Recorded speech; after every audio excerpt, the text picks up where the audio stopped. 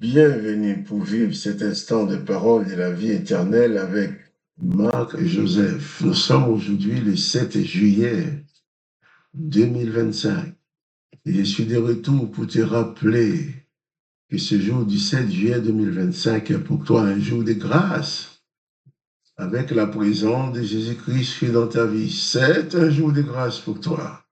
Je ne connais pas le problème que tu as affronté, je ne connais pas les circonstances de ta vie.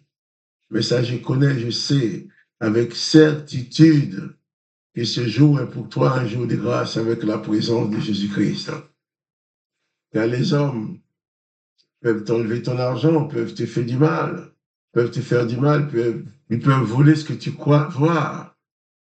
Mais ce qu'on ne peut pas te voler, c'est la présence de Jésus-Christ, la présence de la grâce.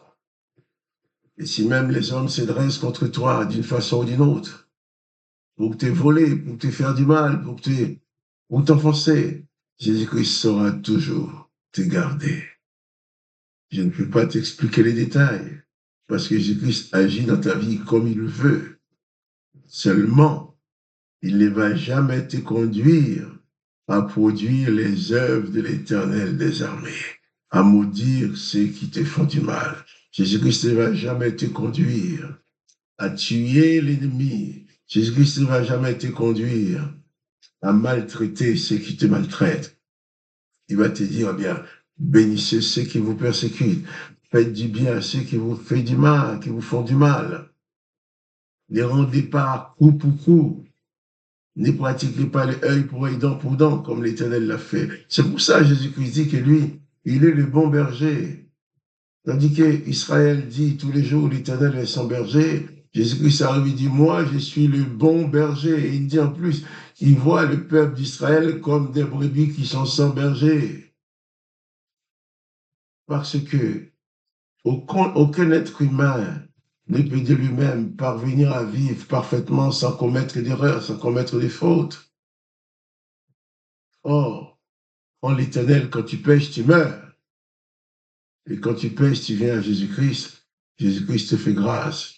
C'est pour ça que j'aime bien proclamer que si Jésus-Christ est dans ta vie, chaque jour, chaque instant pour toi est un instant de grâce et de bénédiction. Parce que la présence de Jésus-Christ, c'est la présence de la grâce. Et nous avons parlé un petit peu de Jean-Baptiste, que Dieu le Père avait envoyé pour précéder Jésus, préparer le chemin. Jésus-Christ va parler de Jean-Baptiste. C'est moi que Jean-Baptiste est traversé par un moment de doute. Il envoie ses disciples pour dire à Jésus, es-tu celui qui doit venir ou devrions-nous en attendre un autre?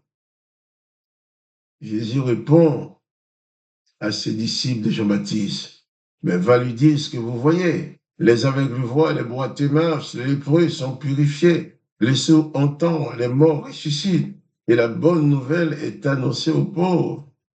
Et Jésus va dire, heureux celui pour qui je ne serai pas une occasion de chute.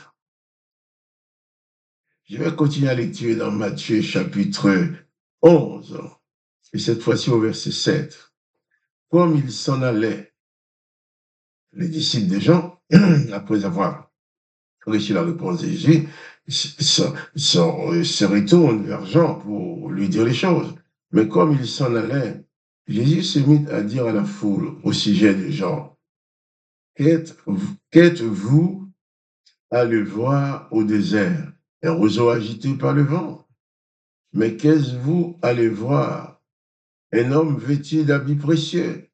Voici ceux qui portent des habits précieux sont dans les maisons des rois. Qu'êtes-vous donc allez voir? Un prophète? Oui, vous dis-je, et plus qu'un prophète. Israël avait connu tous ces grands prophètes qui proclamaient les choses de l'Éternel, qui les poussaient à exercer la vengeance, à adresser des prières de malédiction à l'Éternel leur Dieu contre les autres. Et des prières de malédiction que l'Éternel mettait en œuvre, parce que c'est la base même de sa volonté que les gens se vengent, qu'ils se maudissent les uns les autres.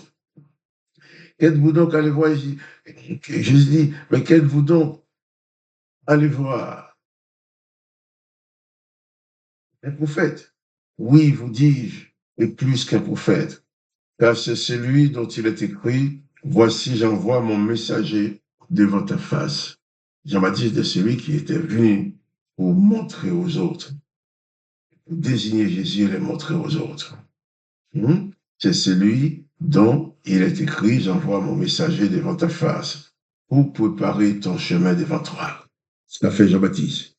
Mais quoi qu'il a fini de préparer ce chemin devant Jésus, à montrer Jésus aux autres, quoi qu'il ait eu le privilège de baptiser le Seigneur Jésus et de voir avec tous les gens qui étaient là, la colombe, l'Esprit du Dieu le Père qui descend sur Jésus comme une colombe, et d'entendre la voix du Dieu le Père qui dit, celui-ci est mon Fils bien-aimé, en qui j'ai mis toute mon affection. Jean-Baptiste a eu ce privilège, ce qui ne lui a pas empêché, dans sa prison, de traverser un moment de doute pour envoyer ses disciples poser la question à Jésus. Jésus a répondu.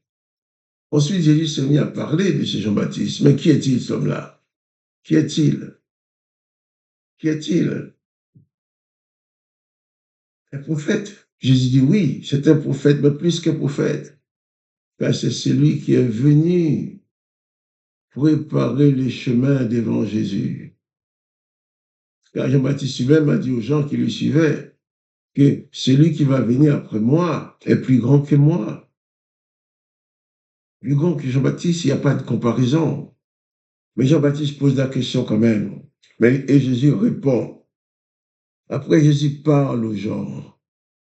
Il dit Jean-Baptiste est plus qu'un prophète. C'est pas comme les prophètes de l'Ancien Testament qui enseignaient aux gens la vengeance, qui les conduisaient à faire la guerre, qui les conduisaient à détruire l'ennemi et qui étaient prêts à assister. Les prophètes étaient prêts à assister à la destruction de ceux qui désobéissent à ses ordres. Le prophète avait le pouvoir de maudire, de bénir. Voyons par exemple Élisée, le grand prophète Élisée, lorsqu'il montait la côte, après avoir reçu la double portion de l'Esprit de l'Éternel qui était sur Élie, Élisée montant la côte, voilà les enfants qui le voient arriver et qui les taquinent en disant « Mon chauve ». Qu'a fait Élisée? Élisée s'est tourné vers ses enfants. Il les a maudits au nom de l'Éternel des armées.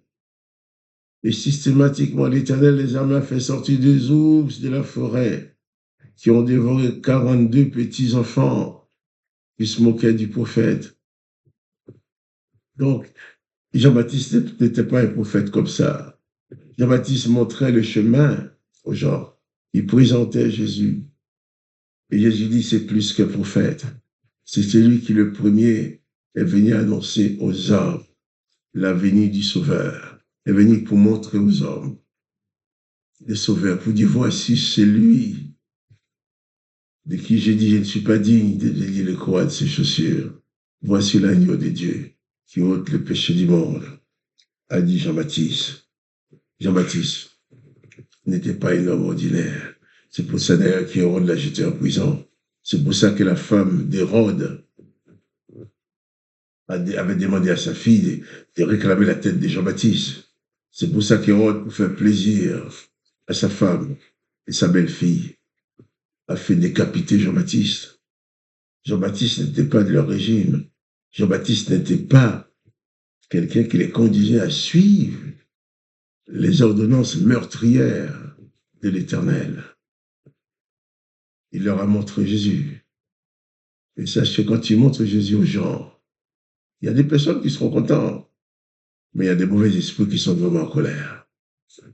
Mais toi, confie-toi en Jésus-Christ. Reste fidèle à sa parole, sachant qu'il ne t'abandonnera jamais. Oui, il est avec toi. Il a et il aura toujours une solution pour t'en sortir. Que le nom de Jésus-Christ soit glorifié, que toi tu sois béni. Et quant à moi, Marc-Joseph, je te dis encore, pas de panique. Pas de panique. Jésus-Christ est avec toi, quelles que soient les circonstances. Et je te dis aussi à demain pour les paroles de la vie éternelle.